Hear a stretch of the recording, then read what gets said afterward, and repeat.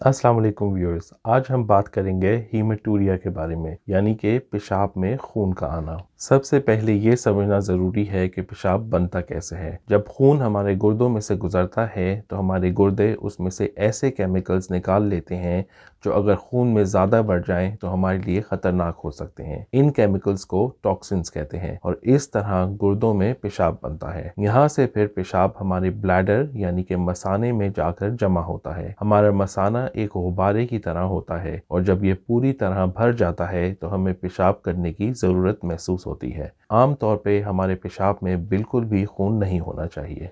तो हीमेटूरिया क्या होता है? पेशाब में खून की मौजूदगी को हीमेटूरिया कहते हैं।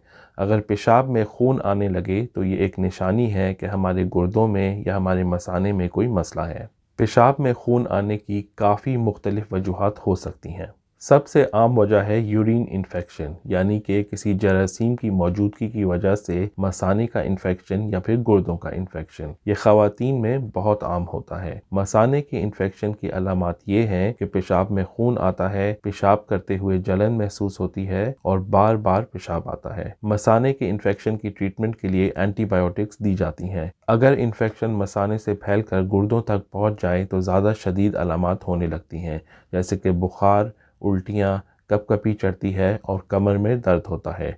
गुर्दों का इन्फेक्शन ख़तरनाक हो सकता है, तो इसके इलाज के लिए ज़्यादा लंबे अरसे तक एंटीबायोटिक्स लेनी पड़ती हैं या फिर हॉस्पिटल में ड्रिप के ज़रिए एंटीबायोटिक्स दी जाती हैं। पेशाब में खून आने की दूसरी वजह है किडनी स्टोन्स, यानी कि गुर्दों की पथरी। इस कंडीशन में अक्सर पेशाब में खून की मौजूदगी के साथ साथ गुर्दों में शदीद दर्द होता है। ये दर्द कमर के निचले हिस्से से लेकर आगे पेट की तरफ आता है। तीसरी वजह है कैंसर। अगर पेशाब में खून आने लगे और इसके साथ कोई दर्द ना हो और दूसरी कोई भी अलामत महसूस ना हो तो ये मसाने में कैंसर या किडनी में कैंसर की अलामत हो सकती है। मर्दों में प्रोस्टेट कैंसर की वजह से भी पेशाब में खून आ सकता है। कैंसर के चांसेस एज के साथ बढ़ते हैं और आम तौर पे ये 40 साल से ज़्यादा की एज के अफराद में डायग्नोज होता है। चौथी वजह है ग्लोमेरुलोनेफ्राइटिस, यानी कि गुर्दों की सोजिश। इस कंडीशन में अक्सर पेशाब में खून वाज़े तौर पे नहीं दिखता और इसकी मौजूदगी का यूरिन डिपस्टिक टेस्ट करने से पता चलता है। ये कंडीशन आम तौर पे बच्चों में और नौजवानों में होती है। इसकी दूसरी अलामत ये है कि थकन महसूस होती है, आंखें सूजने लगती हैं या टांगें सूजने लगती हैं। अगर इसका इलाज ना कराया जाए तो आहिस्ता आहिस्ता गुर्दे काम करना छोड़ देते हैं। पांचवी वजह है ब्लीडिंग डिसऑर्डर। अगर खून बहुत पतला हो जाए किसी मेडिकेशन की वजह से, जैसे कि वारफरिन, या किसी पैदाइशी मर्ज की वजह से जैसे कि हीमोफीलिया, तो इस वजह से भी पेशाब में खून आ सकता है। ये थीं 5 आम और अहम वजहें पेशाब में खून आने की, लेकिन इनके अलावा मज़ीद और भी वजूहात हो सकती हैं।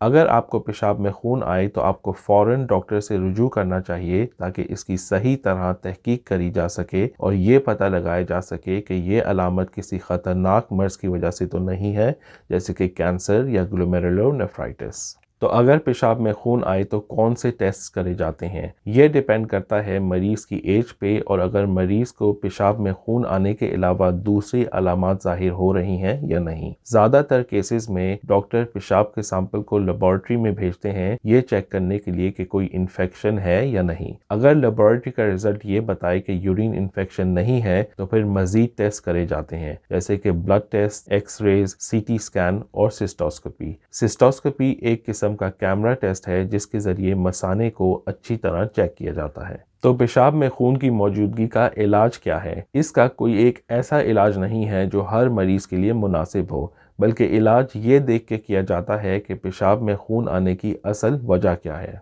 तो आखिर में ये कहना ज़रूरी है कि अगर आपको पेशाब में खून नज़र आ रहा है तो आपको इसको बिल्कुल भी नज़रअंदाज नहीं करना चाहिए और अपने डॉक्टर से फ़ौरन रुजू करना चाहिए ताकि इसकी असल वजह का पता लगाया जा सके। अगर आपको ये वीडियो पसंद आई है तो इसको लाइक करें, दूसरों से शेयर करें, सेहत स्टूडियो चैनल को सब्सक्राइब करें और बेल आइकॉन पर क्लिक करना ना भूलें ताकि आपको मेरी हर आने वाली वीडियो का पता चलता रहे।